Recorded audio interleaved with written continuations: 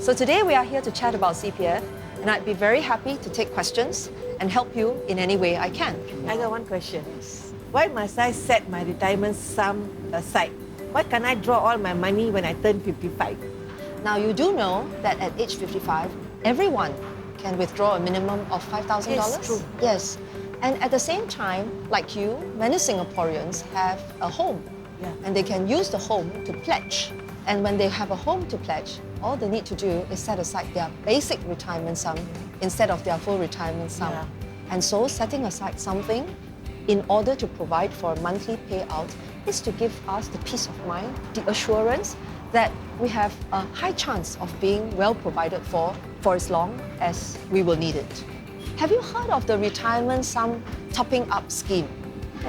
I'm not sure. Now your son continues to work. Yeah. If he would like to top up your CPF account, actually he can do so and enjoy some tax benefit. The money that he uses to top up to your account, because you are already past the age of 55, Oh, yeah. it means that there's a good chance that it earns higher interest. Great. Okay, I go and tell my son. It's good for him. Yeah. It's also good for you. Yes, true. Since we're on the topic of CPF, my friends and I were always very curious about this. The official retirement age is 62. So why is the CPF payout eligibility age at 65? Why is it set at 65 years old? Why is it not set at 62 years old? Yes. Well, that's a very good question too, but let me first check your understanding of the retirement age of 62. Does it mean that you must retire? No, not necessarily. It I doesn't think most mean that. people don't. Indeed. Actually, the retirement age of 62 is stipulated in law to protect you. Under Singapore law, even though you have reached the statutory minimum retirement age of 62, the employer is obliged to offer you a job. Not necessarily the same job and not necessarily the same pay, but he has to keep you in employment until the age of 67.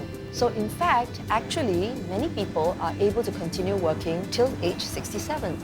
The CPF payout eligibility age of 65 means that once you reach the age of 65, you can call up CPF board and you can instruct the CPF board to start paying out the savings that is in your retirement account.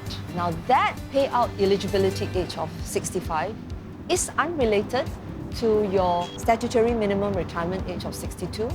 Neither is it related to your re-employment age of 67. It is a different age altogether. Okay. So those two actually do not affect your CPF payout eligibility age of 65. No wonder, because we were always confused, right? We were told that the automatic payout age starts at 70. So we were wondering, why can't it start automatically at 65? Now imagine this. If you went to the bank and the bank says that you can have two accounts. You can have the account that pays the ordinary interest rate, or you can have a very special account that pays interest rate of up to 6%. Would you prefer the bank to put your money in the special account or to keep your money in the ordinary account? The special one, right? Yeah. Well, your CPF retirement account is a little bit like that. By keeping the money in the retirement account and not automatically paying out, you are earning higher interest. At any time you feel that you do not have enough in your normal bank account to draw on for your retirement savings, after the age of 65, all you need to do is to instruct the CPF board and they will pay it out. I have a question for you, Minister. Yes, Anita. If I use my CPF savings to buy a house, when I sell it, why do I have to pay interest on the CPF? Usually at what age do people buy a home? At a very young age, about 20 plus. And usually, how long will it be before they will use the money for retirement? I would say 30 to 40 years. Now, what happens in those 30 to 40 years that the money has been taken out to buy a home? Does it earn interest? Of course, no.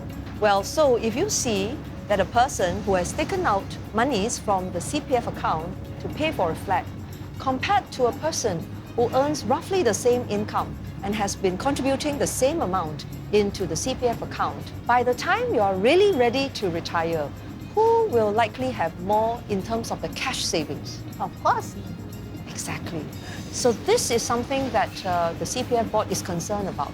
By the time you really need to use your retirement savings, it is necessary for you to have enough compared to another person who didn't buy a home. So when you sell a flat, the CPF board will need you to put back the principal which was taken out to buy the flat and any interest that the principal would have earned during the time that the money was not in the account. So what that means is that the sales proceeds, part of it will have to go back into the CPF board to account for the interest that was earned on that principal. Are you worried that because the sales proceeds are not high enough to put back the principal plus the interest, you are worried that you will be asked to top up in cash? Yes, I am a little worried. Yeah. Let me reassure you, Anita, that the CPF board will not do that. It will look at the sales proceeds and use only what the sales proceed is able to support in terms of the repayment of the principal and the interest. Now I have better idea. Do you have any other questions for me? No, I'm too hungry. No more questions. Okay, well, let's tuck in. Okay.